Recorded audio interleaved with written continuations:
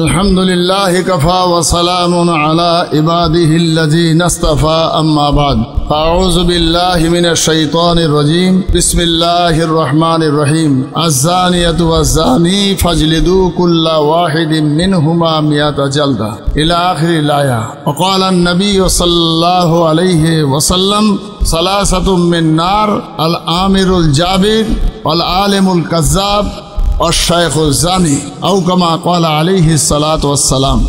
মহান আল্লাহ তার কোরআনুল কারিমে বলেছেন, যদি ব্যভিচারিণী মহিলা এবং পুরুষ হয় তাহলে তাকে 100টা দুর্রা মারতে হবে। যদি মারার পরেও বেঁচে যায় তাহলে আল্লাহ তাকে ক্ষমা করে দেবে। এখন এখানে মূলত লক্ষণীয় বিষয় হলো, কোরআন শরীফের এক জায়গায় আল্লাহ বলেছেন আস-সারিকু ওয়াস-সারিকাতু, অর্থাৎ সেখানে পুরুষদেরকে প্রাধান্য দেওয়া হলো। আস-সারিকু এটা পুল্লিঙ্গ, অর্থাৎ কোনো পুরুষ যদি চুরি করে, ওয়াস-সারিকাতু কোনো মহিলা যদি চুরি করে তাহলে তাকে কি করতে হবে? ফাক্তাউ আইদিয়াহুমা। তাহলে চুরির ক্ষেত্রে মহান আল্লাহ পুরুষ শব্দটা আগে আনলেন, আস-সারিক একজন পুরুষ যদি চোর হয়।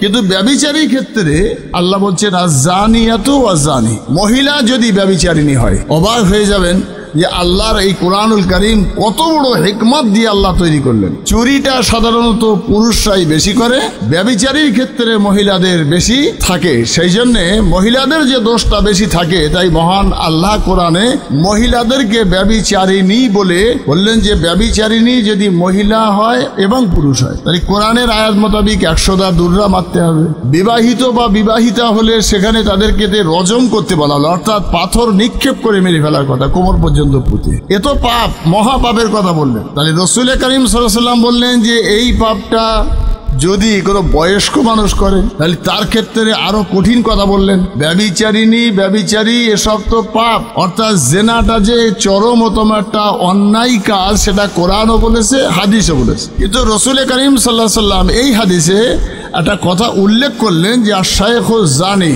বয়স্ক ব্যভিচারী বা বয়স্ক ব্যভিচারিণী। এই বয়স্ক শব্দটা দিয়ে একটা কথা পৃথিবীর মানুষকে জানিয়ে দেওয়া হলো যে যৌবনের যে তাড়না, সেই তাড়নায় একটা মানুষের ব্যভিচার করা, আর যৌবন লুপ্ত হয়ে যাচ্ছে তারপরেও তার স্বভাবটাই যদি ব্যভিচারী থাকে, তাহলে একটা লোক যৌবনের তাড়নায় শয়তানের ফেরেবে পড়ে ব্যভিচারী, আর একটা লোক শয়তানের ফেরেবে নয়, যৌবনের তাড়না নয়, নিজের বদখসলতের জন্যই সেই তার কুনেশাটা মরণের আগ পর্যন্ত। একটা প্রবাদ বাক্য আছে যে ইজ্জত যায় না ধুলে আর খসলত যায় না মলে।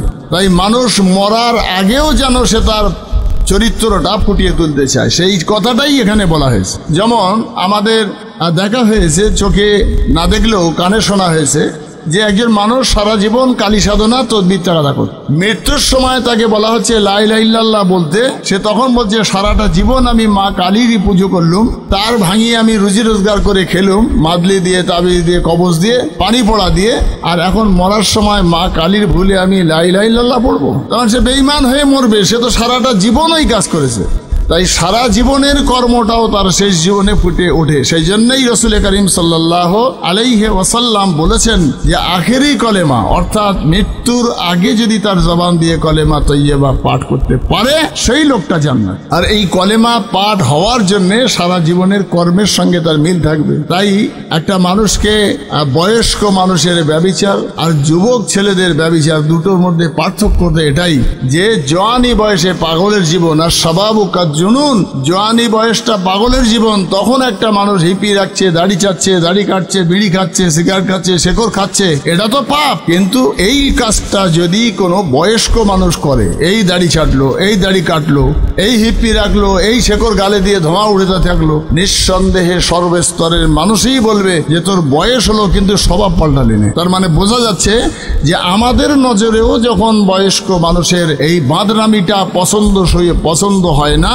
তো মহান আল্লাহ ঠিক তদ্রুপ ভাবে একটা বয়স্ক মানুষের এই নোংরামিটাও পছন্দ করে না বলেই রাসূল করিম সাল্লাল্লাহু আলাইহি সাল্লাম উল্লেখযোগ্যভাবে বললেন আশ-শাইখুজ জানি, অর্থাৎ তুমি বয়স হয়েছো, বয়স্ক মানুষ হয়েছো, আর তুমি ওই দিকে যেও না, যা করে ফেলেছো তওবাতিল্লাহ করে ফিরে এসো, এটাই বলতে চেয়েছেন। নিঃসন্দেহে আমরা জানি ইউসুফ আলাইহিস সালাতু ওয়াস সালামকে যখন বন্দী করে ফেলে দিল, ইউসুফ আলাইহিস সালামের তো টলেই যাচ্ছিলেন, মহান আল্লাহর কাছে কান্না।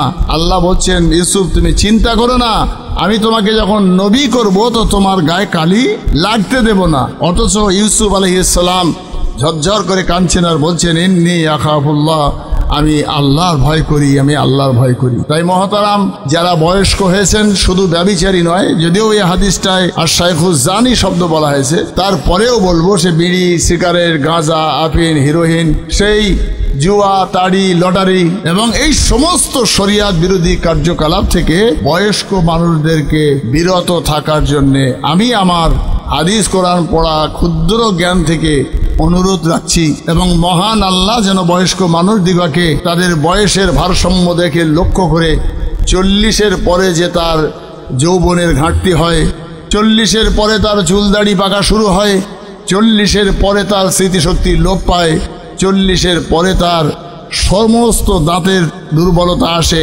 40-এর পরে তার দৃষ্টিশক্তি কমতে থাকে। সেই জন্যে মহান আল্লাহ যেন 40 বছর পার করে যাদের আমাদের বয়স, আমরা যেন সমস্ত পাপাচারী কাজ থেকে বিরত থেকে পরকালে যেতে হবে সেই ভাবনা ভাবার আল্লাহ আমাদের তৌফিক দান করে। বিশ্ব নবীর ওই কথা, আশ-শাইখুজ জানি আল আলিমুল কাজ্জাব আল আমিরুল জাবির সালাসাতুম মিন নার, আল্লাহ যেন এ সমস্ত বিপদ থেকে, পরকালের সেই ভয়াবহ জাহান্নাম থেকে বাঁচার জন্য আল্লাহ আমাদেরকে সিরাতাল মুস্তাকিমের পথের পথিক করে এই ছোট্ট হাদিসটার উপরে আমল করে জিন্দেগি গঠন করা তৌফিক দান করে। অমা তৌফিকি ইল্লা বিল্লাহ। আসসালামু আলাইকুম ওয়া রাহমাতুল্লাহ।